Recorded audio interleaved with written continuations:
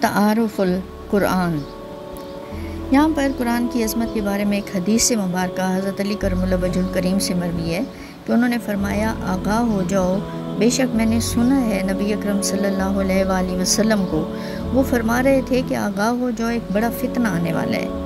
تو میں نے کہا، یعنی حضرت علی کرم اللہ وجہ الکریم نے دریافت فرمایا، اے اللہ کے رسول، اس فتنے سے نجات پانے کا کیا ذریعہ ہے؟ تو آپ صلی اللہ علیہ وآلہ وسلم نے فرمایا کہ کتاب اللہ، اس میں تم سے پہلی امتوں کے واقعات ہیں اور تمہارے حصے کی اطلاعات بھی ہیں، اور تمہارے درمیان جو مسائل پیدا ہوں ان کا حکم اور فیصلہ موجود ہے۔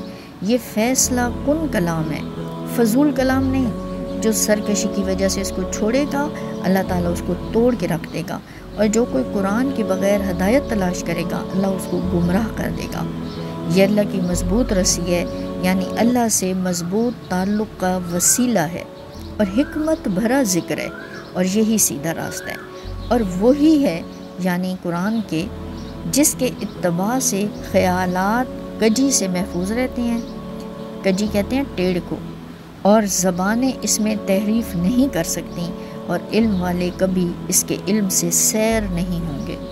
یعنی کوئی بڑے سے بڑا عالم یہ نہیں کہے گا کہ میں نے اتنی دفعہ قرآن پڑھ لیا اور میں قرآن پڑھ پڑھ کے بور ہو چکا ہوں، جو کچھ اس میں سیکھنے کا تھا وہ میں نے سیکھ لیا۔ ایسا کبھی بھی نہیں ہوگا، کبھی علماء اس سے سیر نہیں ہوں گے، دل نہیں بھرے گا ان کا، ٹھیک ہے؟ ان کا یہ نہیں ہوگا کہ بس ہو گئی، اور کثرت تلاوت سے کبھی بھی پرانا نہیں ہوگا۔ دوہرا کر بھی انسان پڑھتا رہے گا تو اس میں تازگی محسوس کرے گا، اور اس کے عجائبات کبھی ختم نہیں ہوں گے۔ اس کے اندر علم کے جو خزانے چھپے ہوئے ہیں وہ کبھی ختم نہیں ہوں گے۔ قرآن کی شان یہ ہے کہ جب جنہوں نے اس کو سنا تو بے اختیار بول اٹھے، بے شک ہم نے سنا ہے بڑا حسین قرآن، ہدایت دیتا ہے بھلائی کی طرف، بس ہم اس پر ایمان لے آئے۔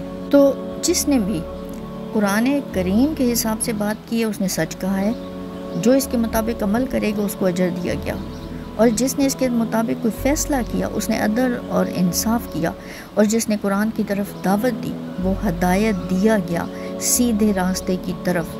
یہ حدیث مبارکہ ترمذی میں موجود ہے، اور ایسے یہ حدیث مبارکہ میں نے یہ پڑھی، ابھی یہاں آپ لوگوں کو بھی بتائی، اور میرا ایسے دل چاہتا ہے کہ میں بار بار اس کو پڑھوں اور یہ مجھے ازبر ہو جائے، مجھے یاد ہو جائے، اور میرا دل چاہ رہا ہے کہ یہ اللہ میرے دل پر اتار دے اس کی اہمیت کا احساس، قرآن پاک کے حوالے سے جو کچھ بتایا گیا وہ ہمارے اندر اتار دے، ہمارے دلوں میں اتار دے، تاکہ پھر ہم اس کو اپنی زندگیوں میں بھی شامل کر سکیں۔ اللہ ہمیں آشنائی و محبت قرآن عطا کرے، آمین یا رب العالمین۔